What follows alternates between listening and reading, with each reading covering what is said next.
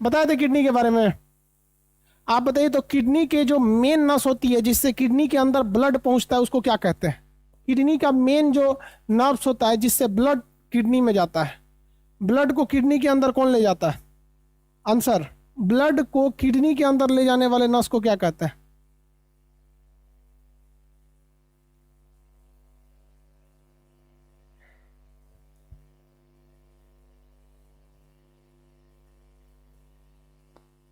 Renal. क्या कहेंगे? Renal. Very good. लेकिन किडनी के अंदर जो छोटी छोटी नसें होती हैं जो ब्लड को साफ करती हैं उसे हम लोग कहते हैं नेफ्रॉन। नेफ्रॉन के आगे जो कटोरे की नुमा संरचना होती है उसे कहते हैं बोमेन कैप्सूल, जिसके अंदर ग्लूमेरुलस होता है। ये ग्लूमेरुलस अल्ट्रा फिल्ट्रेशन करता है। कहेगा अल्ट्रा फिल्ट्रेशन कहाँ होता है? तो वो अल्ट्रा फिल्ट्रेशन का काम कहाँ होगा? किडनी में ही होगा। रीएब्जॉर्प्शन किडनी में ही होगा। डायलिसिस प्रोसेस किडनी में ही होगा। सारा का सारा प्रोसेस कहाँ पे होता है? किडनी में। जब इंसान का किडनी काम नहीं करता है तो हमें आर्टिफिशियली डायलिसिस करना पड़ता है। अब ये सोच रहे हो आर्टिफिशियल डायलिसिस कैसे होता है? देखिए, आर्टिफिशियल डायलिसिस के लिए ब्लड को शरीर से बाहर निकाला जाता है। जैसे ये क्या करता है ना, जैसे बहुत से लोगों का किडनी खराब हो जाता है तो आप उनको देखिएगा तो एक किडनी पे भी उन्हें कोई प्रॉब्लम नहीं होती है। प्रॉब्लम तब होती है जब उनकी दोनों किडनी खराब हो जाती है। तो दोनों किडनी खराब होने के टाइम पे नस डॉक्टर क्या करता है, इस नस में एक पाइप लगाता है, हल्का सा पाइप लगा के पूरे ब्लड को बाहर निकाल लेगा। अब बाहर कहाँ निकालेगा भाई? तो एक मशीन होती है, वो ब्लड को कहाँ ले जाएगा? उस मशीन में, और मशीन डायलिसिस करके वापस शरीर में उस ब्लड को भर देती है। जिस तरह से रेनल के माध्यम से ब्लड कहाँ जाता है? किडनी में, साफ होने के बाद फिर इसी में आके मिल जाता है।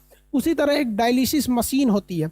जब हमारा किडनी अच्छा से काम नहीं करता है तो वो डायलिसिस मशीन से ब्लड को बाहर निकाला जाता है, और बाहर निकाल कर उसको क्या किया जाता है? छान लिया जाता है, उसमें से गंदगी को निकाल दिया जाता है, वापस भर दिया जाता है। महीने में 3 से 4 बार डायलिसिस कराना पड़ता है। जिनके दोनों किडनी खराब हो गए उन्हें महीने में कम से कम 3 से 4 बार डायलिसिस कराना पड़ेगा। एक डायलिसिस का कम से कम खर्चा आता है, मतलब एवरेज मान के चलिए 3 से 4 हज़ार रुपये, मतलब 20-25 हज़ार रुपये उनके महीना जाएगा। उनके दोनों किडनी खराब हो गई तब। उससे बेटर है कि एक किडनी पर भी काम चलाए जा सकते। समझ में आ गया कि नहीं?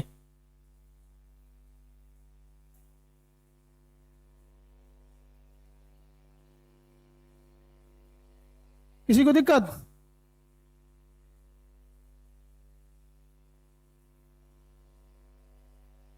आगे देखते हैं। देखिए, वो इवनिंग के क्लास में प्रॉब्लम नहीं रहती है ना।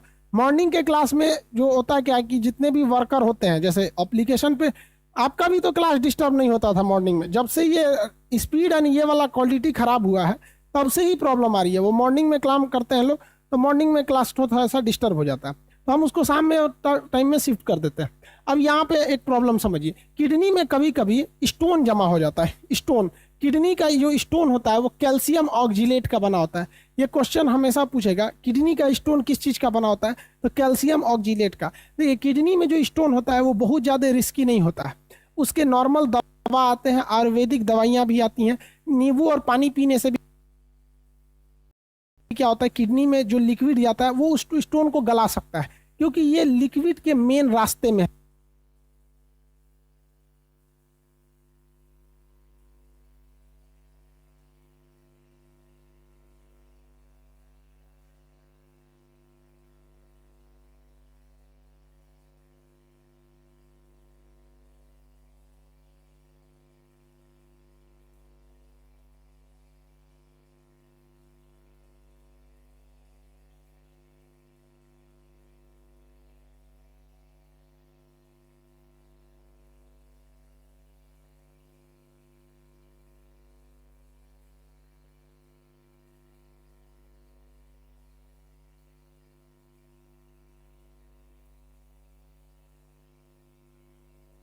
बैटरी डिस्चार्ज हो गया था।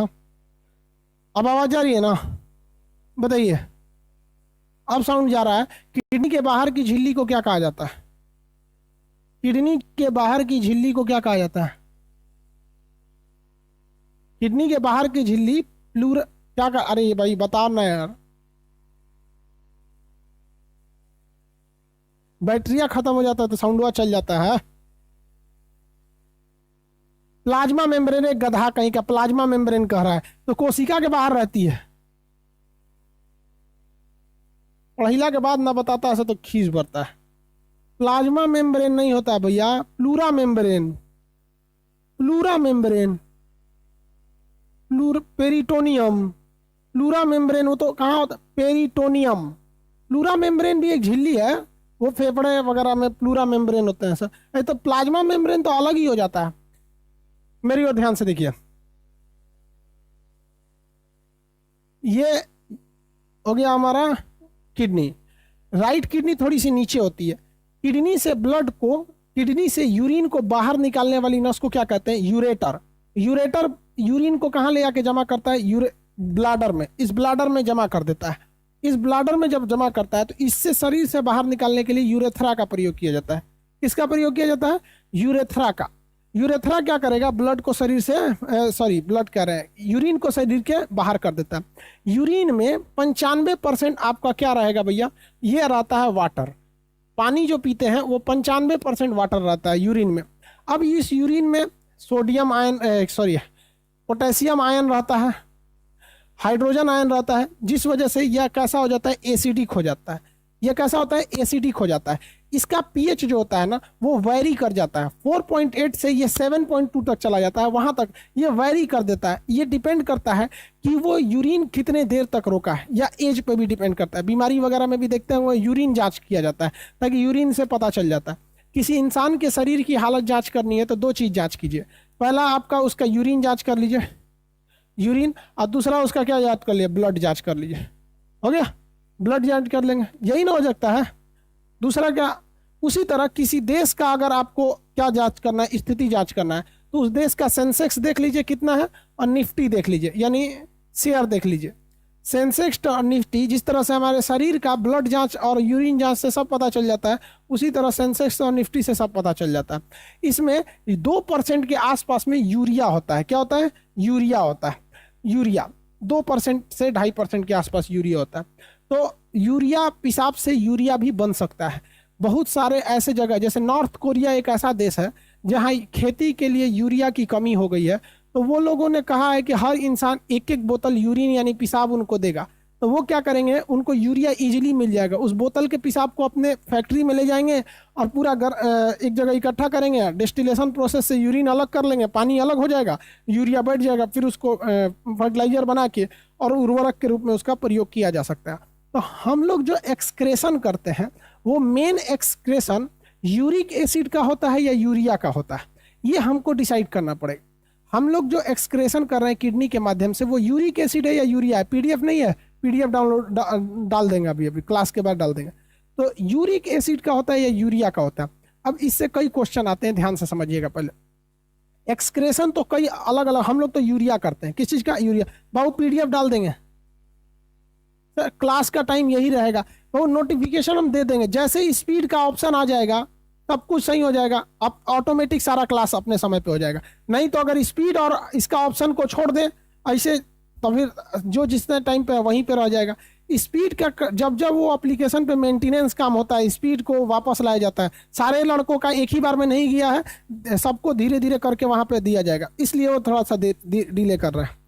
ठीक है, देखिए हम लोग यूरिक एसिड करते हैं एक्सक्रेशन के रूप में। तो मुख्य रूप से पेशाब के रास्ते जो होता है एक्सक्रेशन, उसमें यूरिक एसिड होता है।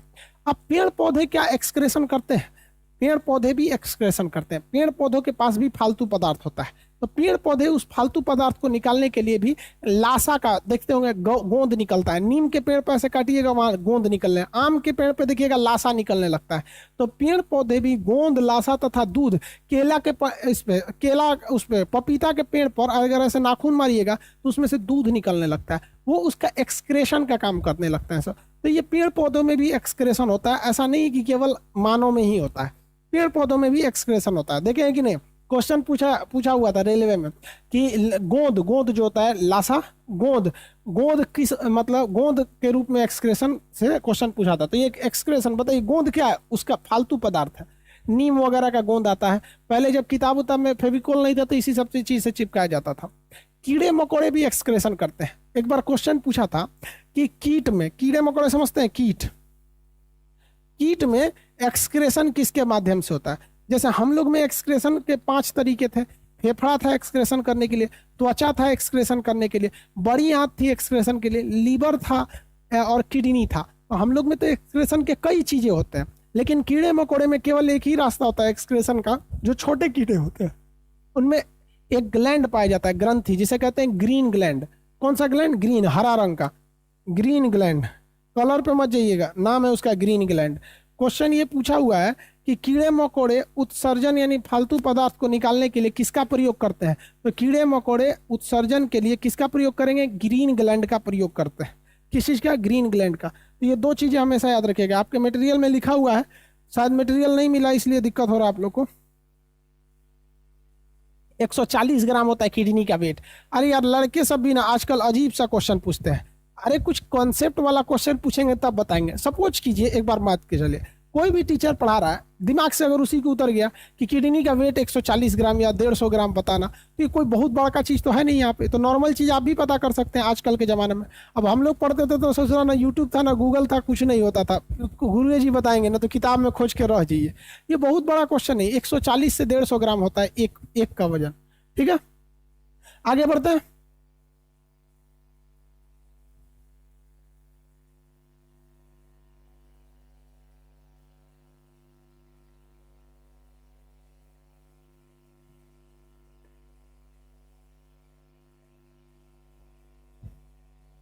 ये हो गया।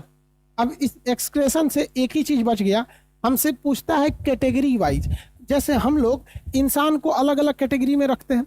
जैसे अब देखिए हम लोगों ने जाति आधार पर बना दिया है, ये फला जाति का है। धर्म के आधार पर डिवीजन किया गया। स्टेट है कि भैया बिहारी, मराठी, यूपी, कश्मीरी, बंगाली, इस टाइप का। उसी तरह बायोलॉजी में एक्सक्रेशन के हिसाब से भी कई पार्ट बनाए गए हैं। जैसे हम लोग आते हैं किसमें? यूरिकोटेलिक। हम लोग हम यूरोटेलिक में आते हैं। हम लोग यूरिया हम लोग करते हैं। अब कुछ यूरिक एसिड निकालते हैं, उन्हें कहते हैं यूरिकोटेलिक। कुछ ग्वानिन निकालते हैं एक्सक्रेशन के थ्रू, उसे ग्वानोटेलिक कहते हैं। तो अलग अलग होते हैं जिन्हें हम लोग टेलिक के नाम से जानते हैं। तो हम लोग एक्सक्रेशन के रूप में मुख्य रूप से किस चीज़ का उत्सर्जन करते हैं? तो जो हम लोग यूरिया का निकालते हैं तो हम लोग यूरियोटेलिक। जो यूरिक एसिड निकालता है यूरिकोटेलिक। अब कोई अमोनिया निकालता होगा तो एमिनोटेलिक। अमोनिया बहुत खतरनाक होता है, तो इसको हम लोग समझते हैं। चलिए ध्यान से देखिए, अमोनिया जो निकलता है अमीनोटेलिक। अमीनोटेलिक ये क्या निकालता है एक्सक्रेशन के थ्रू? अमोनिया निकालता है। अमोनिया हम लोग क्या अमोनिया निकालते हैं? जिसका लीवर काम नहीं करेगा उसके पेट में अमोनिया ही बनेगा, मर जाएगा वहां पे। लेकिन ये कौन निकालता? मछली, स्तनधारी मछली, समझते हैं? मत्स्य, मत्स्य अमोनिया निकालते हैं। क्या निकालते हैं? अमोनिया निकालते हैं। किसी को कोई दिक्कत नहीं। मछली वगैरह क्या निकालते हैं? सब अमोनिया। तो एमिनोटेलिक कहा जाता है। एमिनोटेलिक के नाम से उन्हें जाना जाता है, एमिनोटेलिक। हम लोग किस में आते हैं? यूरिकोटेलिक। हम लोग किस में आएंगे? हम लोग यूरिया निकालते हैं एक्सक्रेशन के रूप में। हम क्या निकालते हैं? यूरिया। हम आते हैं यूरिकोटेलिक में। किसी को दिक्कत? ग्वानोटेलिक में कौन आएगा? जो ग्वानिन निकालता है। यानी देखिए कुछ दिमाग नहीं लगाना है। टेलिक इन द सेंस क्या हो जाता है? एक्सक्रेशन के रूप में क्या निकालता है। उससे पहले जो लिखा है आप उसी को लगाएंगे। एमिनोटेलिक क्या निकालेगा? Ammonia. Ureotelic urea. Uricotelic uric acid क्या निकालता है? Uric acid. ग्वानोटेलिक ग्वानिन निकालता है, जिसे जिसमें आते हैं सब आपका मकड़ी। देखिए आप सबको डिवाइड करते हैं। जितने भी पक्षी होते हैं, जितने भी पक्षी, वो यूरिक एसिड निकालते हैं, इसलिए उन्हें यूरिकोटेलिक कहते हैं। पक्षी यूरिक एसिड निकालते हैं इसलिए यूरिकोटेलिक। हम लोग यूरिया निकालते हैं, हम लोग यूरोटेलिक है, यूरिको नहीं है, हम लोग यूरोटेलिक है। पक्षी किस में आते हैं सब? यूरिकोटेलिक में। पक्षी आ जाते हैं सब यूरिकोटेलिक में। ये क्या नाम है? ये जो मकड़ी होती है वो ग्वानिन निकालती है, तो उसे ग्वानिकोटेलिक के नाम से जाना जाता है। ये एक्सक्रेशन का कंप्लीट चैप्टर हो गया। कसम, किसी को कोई दिक्कत नहीं? किडनी का वजन वगैरह। अब किसी को किडनी से डाउट है तो क्वेश्चन पूछिए। किडनी या एक्सक्रेशन से डाउट है तो। ग्रीन ग्लैंड हम लोग में होता है? नहीं होता, ये कीड़े मकोड़े में होता है। हालांकि ये ग्लैंड पढ़ाएंगे तो फिर वहां बताएंगे।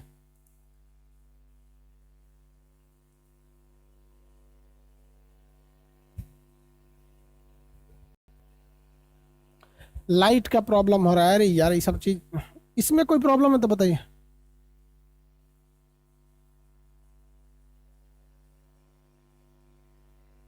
हाँ, पेशाब जो होता है अम्लीय होता है, बट उसका पीएच वेरी कर जाता है 4.8 से इसका पीएच जो होता है 4.8 से ये चला जाता है 8 तक, 8.2 तक चला जाता है ये पीएच। कभी कभी देखिएगा ना पेशाब का रंग पीला हो जाता है कभी कुछ, बट बेसिकली वो कैसा होता है, एसिडिक होता है। ठीक है, पेशाब एसिडिक होता है। और कोई क्वेश्चन?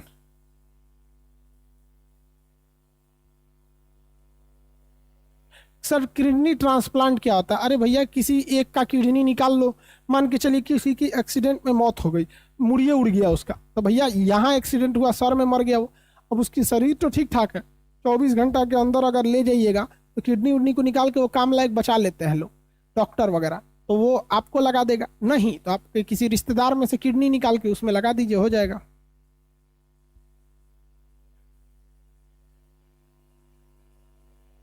सर जी टाइम को फिक्स कीजिए, जब स्पीड और क्वालिटी ऑप्शन जिस दिन आ जाएगा उस दिन फिक्स कर देंगे हम। हमारा कौन चीज अच्छा लगता है सुबह शाम फिक्स के लिए।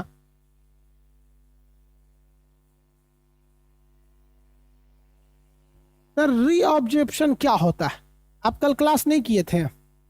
देखो बहु, रीऑब्जॉर्प्शन हम समझाए थे, कितने लोग को पता है रीऑब्जॉर्प्शन क्या होता है? आप बताइए। रीएब्जॉर्प्शन का काम बोमेन संपुट का ग्लूमेरुलस करता है या उसकी आगे की नसें जिन्हें डक्ट कहते हैं? बताइए रीएब्जॉर्प्शन का काम कौन करता है, डक्ट करेगा या ग्लूमेरुलस करेगा? रीऑब्जॉर्प्शन का काम कौन करता है, आंसर दीजिए फटाफट। रीऑब्जॉर्प्शन का काम ये डक्ट करते हैं या ग्लूमेरुलस या करता है? डक्ट, वेरी गुड, डक्ट करता है। कौन करता है? डक्ट, ये डक्ट करते हैं। तो कितने लोग बता सकते हैं जो बोमेन संपुट होता है, बोमेन कैप्सूल का अंदर जो होता है क्या नाम है इसको, ग्लूमेरुलस, वो क्या काम करता है? ग्लूमेरुलस का वर्क बताइए आप लोग, ग्लूमेरुलस का वर्क बता दीजिए।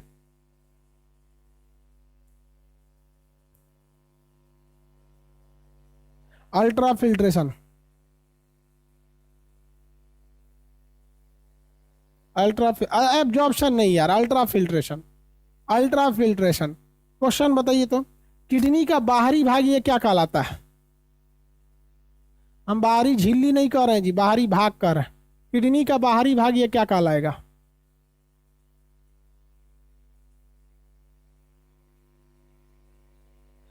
कार्टेक्स।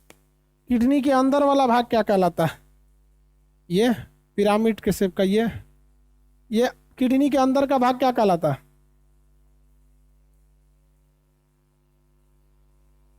Medulla, very good. क्या कहलाता है? मेडुला कहलाता है।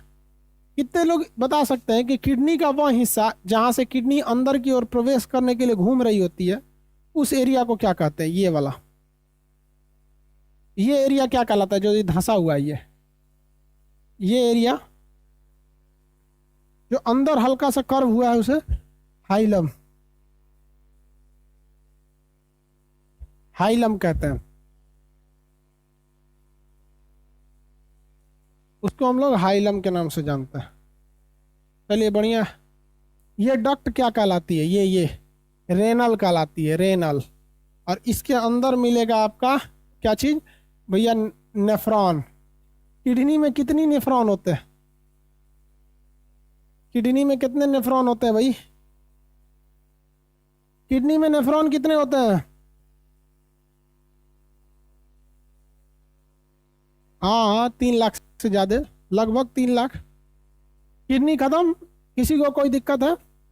किडनी का स्टोन किसका बना होता है? Calcium oxalate. किडनी का स्टोन कैल्शियम ऑक्जिलेट का बना होता है। जस्ट अभी पीडीएफ डाल देते हैं आपको, शाम तक मिल जाएगा पीडीएफ आपको, वही 6-7 बजे के आसपास मिल जाएगा। जैसे बैच खत्म होगा पीडीएफ डाल देंगे। किडनी से किसी को प्रॉब्लम है तो क्वेश्चन पूछिए।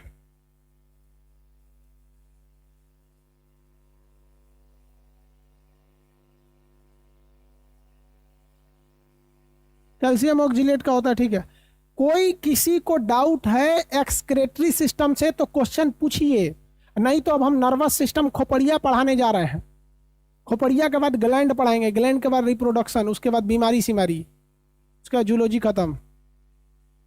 किसी को कोई और दिक्कत है तो बोलिए एक्सक्रेटरी सिस्टम से।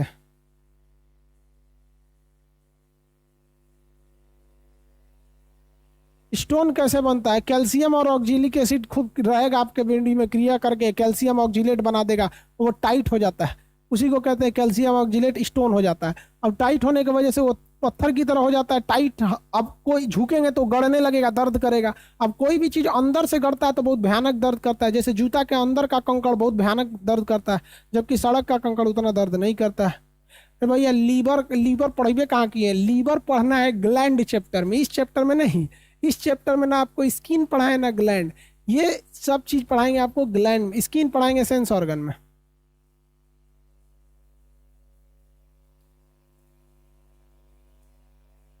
सर किडनी में ब्लड क्लॉट हो सकता है क्या? आराम से हो सकता है। ब्लड कहीं पे भी क्लॉट हो सकता है। ब्लड को क्लॉट होने के लिए कहीं पे भी ब्लड क्या हो सकता है? क्लॉट हो सकता है, उसमें आप टेंशन है। अब किसी को मार देंगे यहाँ भड़ाक से यहाँ पर, अब यहाँ खूब हुमच के मार दीजिए, अब यहाँ की कोशिकाएं क्या हो जाएंगी? मरने लगेंगी। और जैसे मरेंगी तो यहाँ ऑक्सीजन नहीं पहुंच पाएगा, क्योंकि ऑक्सीजन लेने का काम माइटोकॉन्ड्रिया करता है। और जैसे ऑक्सीजन नहीं मिलेगा, वहाँ का हेपरिन क्या हो जाएगा? जब हेपरिन मरेगा तो वहाँ पे फाइब्रिनोजेन और प्रोथ्रोम्बिन मिलकर ब्लड जमा देंगे, क्लॉट हो गया।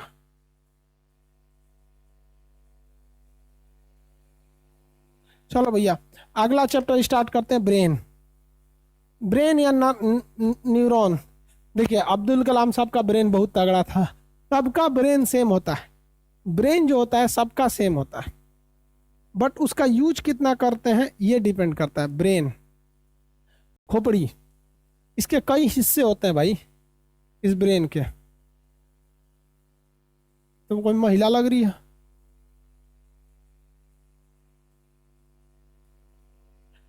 बताइए ब्रेन के नर्व्स को क्या कहते हैं? ब्रेन के नर्व्स को क्या कहा जाता है?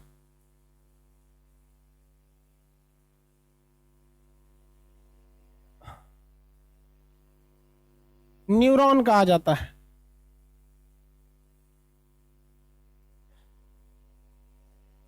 क्या कहा जाता है भाई? न्यूरॉन कहा जाता है।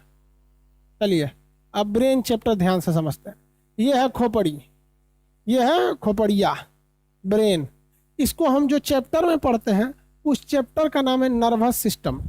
चैप्टर का नाम क्या है? Nervous system. ब्रेन के अंदर ब्रेन किस चीज का मेनली बना होता है? न्यूरॉन का बना होता है। न्यूरॉन को हम क्या कहते हैं? तंत्रिका। न्यूरॉन को हम क्या कहते हैं? तंत्रिका का। अब भैया पहले हम ई पढ़ा दें कि ये पढ़ा दें? दोनों में से कोनो पढ़ा देते हैं, ठीक है भाई? तनीसा है, एक रे पहले बता के निपटा देते हैं। भाई तो ससुरा में घुसेगा आदमी तो झोंझे है, सेरिब्रम, सेरिबेलम, मडुला ऑब्लोंगेटा, पोन्स, इतना बड़ी ज्यादा है। पहले इसी को निपटा देते हैं। किसको निपटा देते हैं? ब्रेन के अंदर वाली कोशिका को। ब्रेन में पाई जाने वाली कोशिकाओं को न्यूरॉन कहते हैं। इस न्यूरॉन को हम हिंदी में क्या कहते हैं भैया? तंत्रिका कोशिका। तंत्रिका, तंत्रिका। न्यूरॉन को तंत्रिका कहते हैं। अगर इसके आगे सेल लगाएंगे तो इसके आगे भी कोशिका लगा देंगे, न्यूरॉन सेल। ये सबसे बड़ी कोशिका नहीं है। सबसे बड़ी कोशिका शुतुरमुर्ग के अंडा का होता है, और मानव में सबसे बड़ी कोशिका मेल में ना होके फीमेल का ओभम होता है। तो मानव में सबसे बड़ा ओभम हो जाता है। छोटा में ले जाते हैं तो शुक्राणु वगैरह में, तो वो खैर वो तो छोटे में तो स्पर्म वगैरह तो छोटे होते हैं, लेकिन सबसे लंबी कोशिका का होता है तो न्यूरॉन सेल होते हैं। यह बड़ा नहीं होता है, बल्कि क्या होता है? लंबी कोशिका होती है। इसमें सेंट्रोसोम नहीं पाया जाता है। सेंट्रोसोम न पाए जाने की वजह से इसमें किसी भी प्रकार का कोशिका विभाजन नहीं होता है। यह क्वेश्चन खड़े पूछता है कि जन्म के बाद आज तक कोशिका विभाजन किस कोशिका में नहीं होता है, तो वह होता है न्यूरॉन कोशिका। न्यूरॉन कोशिका में किसी भी प्रकार का कोशिका विभाजन देखने को नहीं मिलता है। कोशिका विभाजन देखने को नहीं मिलता है। समझ में आ गया? किसी को कोई दिक्कत नहीं है? न्यूरॉन सेल जो होता है, इसका ये जो लंबा वाला भाग होता है इसे एक्सॉन कहते हैं। क्या कहते हैं? एक्सॉन। क्या कहेंगे? एक्सॉन कहते हैं। एक्सॉन। इसमें क्या होता है? ये न्यूक्लियस होता है इसका, और ये एक्सॉन, एक्सॉन टर्मिनल होते हैं सब ये सब। इसमें ये खंडित होता है, कई टुकड़ों में होता है, खंडित होता है ये। अब आप फिर आपस में जुड़े होते हैं हल्का सा, इसी में से सिग्नल ऐसे जाता है। तो ब्रेन जो होता है ना, नसों का पूरा झुंड है, उसमें सिग्नल जाता है। उस सिग्नल को ले जाने के लिए सबसे ज़्यादा जरूरी होता है सोडियम।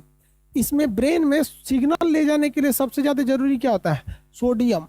अब एक बात बताइए, जितना हम लोगों को पसीना होगा उतना हमारे शरीर से सोडियम निकलेगा। आपको पता है कि नहीं भाई? बताइए, पसीना से सोडियम कैसे निकल जाता है?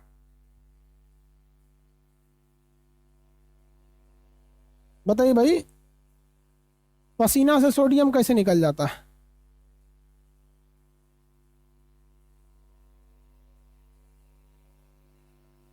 हार्ट के भाई बताइए। NaCl, हाँ वेरी गुड। जब हम पसीना निकलता है तो उसमें से क्या निकलता है? NaCl। तो NaCl निकलता है तो सोडियम की कमी हो जाती है। हो जाती है कि नहीं होती है? आगे बढ़े।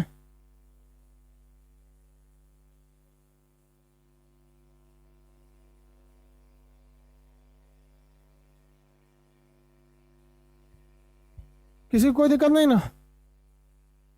देखिए, अब एक बात समझिए। जब बहुत ज़्यादा गर्मी होता है तो हमारे शरीर से क्या निकल जाता है? NaCl निकल जाता है। पसीना बहुत होता है, NaCl निकलता है। और आपको ही पता है, दिमाग काम करने के लिए, दिमाग मैसेज भेजने के लिए किसका प्रयोग करता है? सोडियम का। किसका प्रयोग करता है? सोडियम का। इसलिए जब आप ऐसे कमरे में बैठ जाए जहां भयानक पसीना हो रहा हो, खूब गर्मी हो रही हो, आपके शरीर से सोडियम निकलेगा, आपका दिमाग चिड़चिड़ा जाएगा, कहेगा ना ना ससुरा काम ना करेंगे हम यहाँ पर। समझ में आ गया कि नहीं आ गया? इसलिए देखिएगा, जितने बड़े बड़े अधिकारी होते हैं उनके ऑफिस में ना AC लगा रहता है। जितने बड़े बड़े बैंक मैनेजर वगैरह के रूम में AC लगा रहेगा। प्रधानमंत्री के आवास वगैरह में AC लगा रहता है, क्योंकि उनको पता है ढेर पसीना होगा ना ससुरा तो शरीर से क्या निकल जाएगा? NaCl। नमक की कमी हो जाती है, सोडियम की। अब ब्रेन में सिग्नल पहुंचने में दिक्कत होता है। बहुते पसीना होगा तो दिमाग काम नहीं करता है। तो ब्रेन में सिग्नल पहुंचाने के लिए किसका प्रयोग होगा बबुआ? किसका प्रयोग होगा? सोडियम का। समझ आ गया?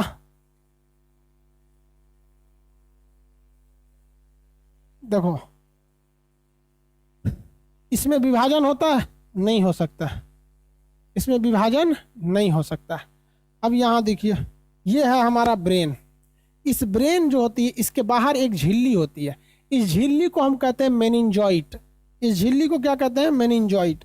ये झिल्ली कभी कमजोर पड़ जाती है मेनिंजाइटिस नामक बीमारी में।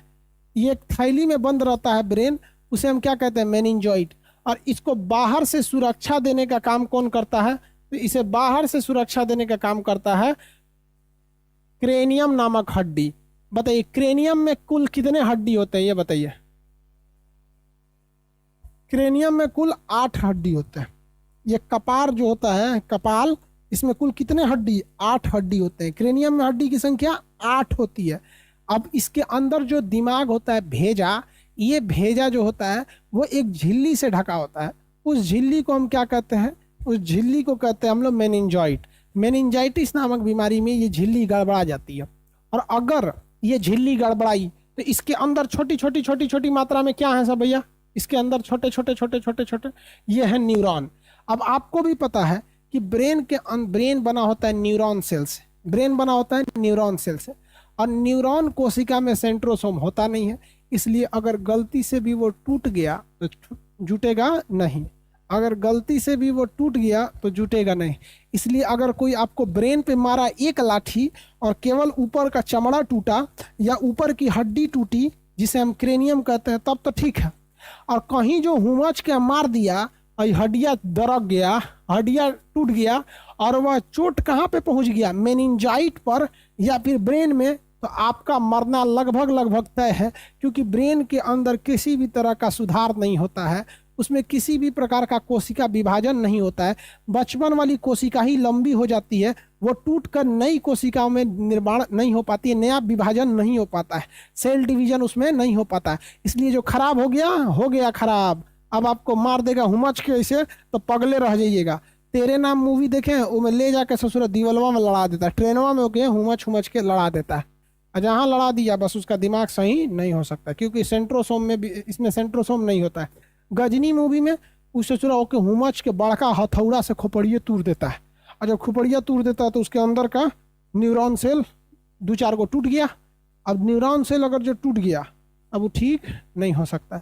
इसलिए किसी को भी मारिए तो भैया दिमाग पे नहीं मारिए, ऐसे पीछे तो और नहीं मारना चाहिए, क्योंकि यहाँ फेरामेन मैग्नम नामक की खोखली जगह होती है, यहाँ हड्डी नहीं होता है। मारेंगे तो सीधे अंदर तक चोट पहुँचता है, दिमागे दहल जाता है, तो यहाँ नहीं मारना चाहिए। बचपन में स्कूल टीचर ऐसे मुंडी झुका के इसी पे मारते थे लोग।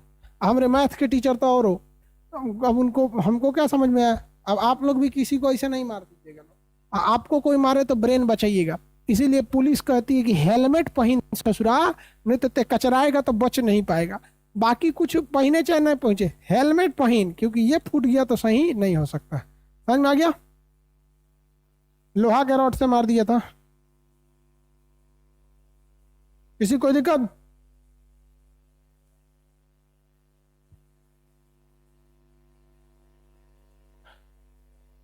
मेनिंजाइटिस बीमारी कहाँ होती है? ब्रेन में। मेनिंजाइटिस नामक बीमारी कहाँ होती है बाबू? ब्रेन में होती है। मेनिंजाइटिस नामक बीमारी ब्रेन में। अब ब्रेन पढ़ना चालू करें बबुआ, ब्रेन पढ़ना चालू करें।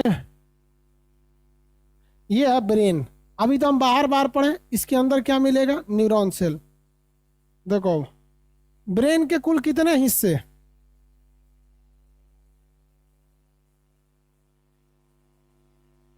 ब्रेन के कुल कितने हिस्से?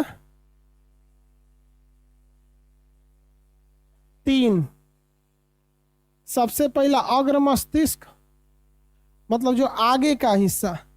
उसके बाद आता है मध्य मस्तिष्क, उसके बाद आता है पश्च मस्तिष्क। ब्रेन के कितने हिस्से? 3 हिस्से। ब्रेन के कितने हिस्से? 3 हिस्से। अग्र मध्य पश्च, अग्र मध्य पश्च, अग्र मध्य और पश्च। किसी को कोई दिक्कत नहीं? पहले स्टार्ट करते हैं अग्र मस्तिष्क से। अग्र मस्तिष्क का 3 भाग, सेरिब्रम, सेरिब्रम,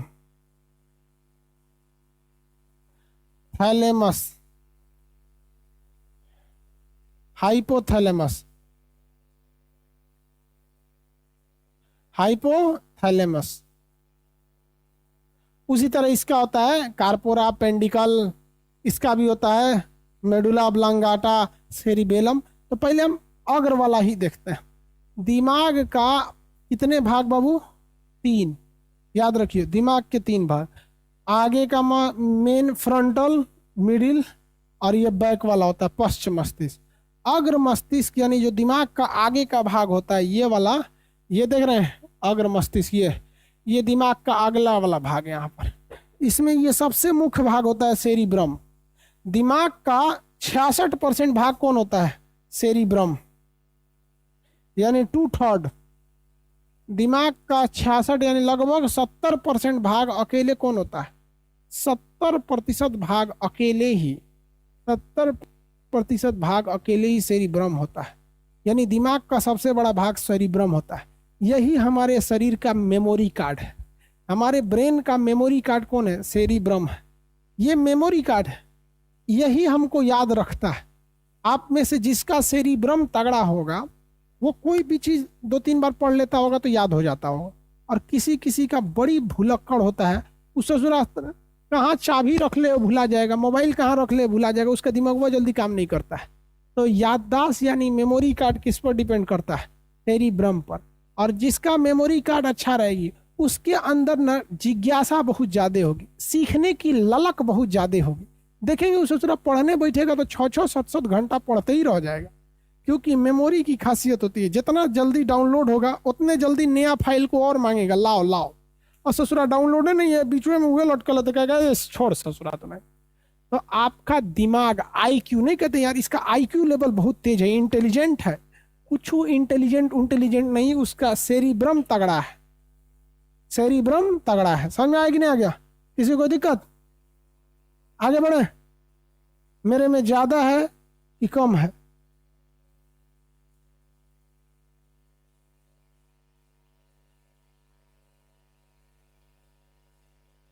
अब भाई अब हम कैसे बता सकते हैं आप में ज्यादा है कि कम है? ये सब में होता है, किसी में कम थोड़ा सा, किसी में ज्यादा होता है। देखिए सेरिब्रम जो होता है ये हमें पढ़ने लिखने की क्षमता, याददाश्त करने की, याद रखने की क्षमता, जिज्ञासा, नए नए चीज़ों को सोचने की क्षमता देता है। इसकी एक ही खासियत होती है, अगर आप किसी खास चीज़ को बार बार सोचेंगे तो ये छोटा हो जाता है, काम करना छोड़ देता है। अब ये इंडियन सब में बहुत बड़ा प्रॉब्लम होता है। हिंदुस्तान के लोग घूमने फिरने नहीं जाते हैं कहीं। गर्मी की छुट्टी में वो लोग के घर वाले बाल टकला करा देते हैं, उसका गर्मी का छुट्टी कंप्लीट। अंग्रेजों को देखिएगा बहुत घूमने फिरने जाता है, क्योंकि उसको पता है कि अगर हम किसी खास चीज को बार बार सोचेंगे तो मेरा सेरिब्रम उतना इस हाईली वर्क नहीं करता है, क्योंकि इसको बहुत ज़्यादा सीखने की जरूरत होती है। यहाँ लड़का गांव जानता है, गांव से कहीं कोचिंग स्कूल हो, स्कूल में कोना के देख लो, अच्छा गौवा में हो, अरे एकदम देख ली ओकरा हम, वो देख लेगा ना, तो नेतागिरी में देखेगा, हाँ राहुल गांधी क्या बोले, मोदी जी क्या बोले, एक इसमें चल जाएगा, नहीं तो धर्म में घुस जाएगा, हमारा धर्म अच्छा तोरा धर्म अच्छा। ये 3 चीज में घुसा कि उसका सेरिब्रम उसी में उलझ के रह जाएगा, और जहां उलझेगा उसमें बस ना उसका याददाश्त अच्छा रहेगा, ना उसमें नई चीज सीखने की क्षमता रहेगी, ना वो आगे बढ़ सकता है। इसलिए देखिएगा जितने लोग आगे बढ़े हैं उन्हें राजनीति में दिलचस्पी नहीं, मतलब बहुत ज्यादा उसमें भाग नहीं लेते हैं। अरे भैया तुमको क्या जरूरत है, तुम्हारा काम है अभी स्टूडेंट हो, जाके वोट मार के चला जाना, तो वही पे डिस्कस करेगा, हाई फलानिया यही चीज पे करेगा। भाई देखो ब्रॉड थिंकिंग रखो। अब बहुत ज्यादा घूमने से क्या होता है, खाली बैठेंगे तो कभी याद आएगा, अरे नैनीताल में ऐसा था, कोयम्बटूर में वैसा, पूना में ऐसा, नागपुर में ये, लाहौर में ये, ईरान में ये, तेहरान में ये। अंग्रेजों सब खूब घूमता है सब। तो दिमाग को ब्रॉड रखना, किसी एक चीज में मत सोचते रहना। लेकिन लड़का सब तो ना कॉलेज में जाएगा, कोनो को देख लेगा, ओकरे याद में दिन भर बैठेगा, अरे बाप अरे बाप, अरे दादा हो दादा, मरो ससुरे तू नहीं, ओके बात कहेगा कि याद ना होता है। समझ में आ गया?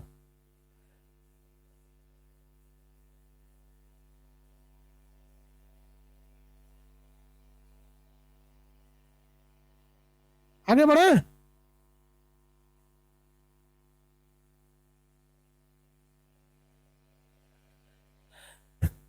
अभी रफली बता देते हैं, यहाँ पर ध्यान से समझ।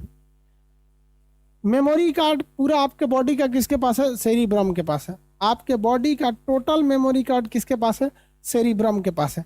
थैलेमस क्या करता है, हम रफली अभी बता रहे हैं, अच्छा सा भी समझाएंगे। थैलेमस ये बाहर की चीजों को बताता है, बाहर से कोई पीट रहा है बता देगा कोई मार रहा है, गर्म पानी फेंक दिया बताएगा बाहर का टेम्परेचर गर्म है, ठंडा पानी बर्फ फेंक दिया बता देगा ये बाहर ठंडा है।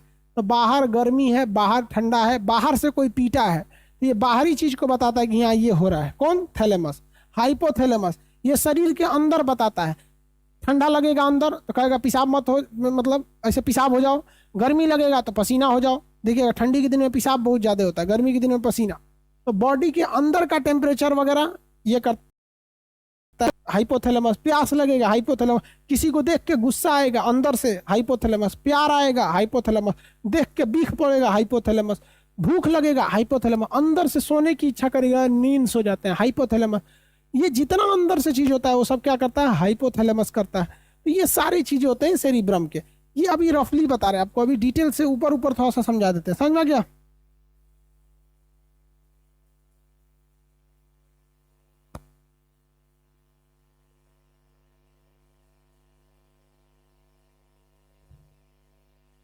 चलिए सर, मुझे जितना जल्दी याद होता है उतना जल्दी भूल भी जाते हैं। तो इसका मतलब आपको याद ही नहीं हुआ। देखिए जब हम किसी चीज को देखते हैं ना, उसका उसकी उसकी कुछ झलक हमारे सामने रहती है, तो लड़कों को लगता है वो याद हो गया। नहीं, याद नहीं हुआ है। जो भूल जाते हैं जल्दी याद नहीं, उसको बार बार दोहराते रहिए। किसी चीज को संडे के दिन कोई पढ़ाई नहीं कीजिए, एकदम कसम खा लीजिए, संडे के दिन पढ़ना ही नहीं है। सैटरडे संडे को केवल रिवाइज करना है। जो एक हफ्ता पढ़े बस रिवाइज मार दीजिए, बस काम खत्म। ठीक है, आगे कल समझाएंगे। क्लास से आधा घंटा पहले आपको नोटिफिकेशन दे देंगे कितने बजे होगा, क्योंकि एप्लीकेशन पे वर्क चल रहा है, इस वजह से शेड्यूल इधर उधर बिगड़ा है, खास करके सुबह वाला शेड्यूल। ठीक है।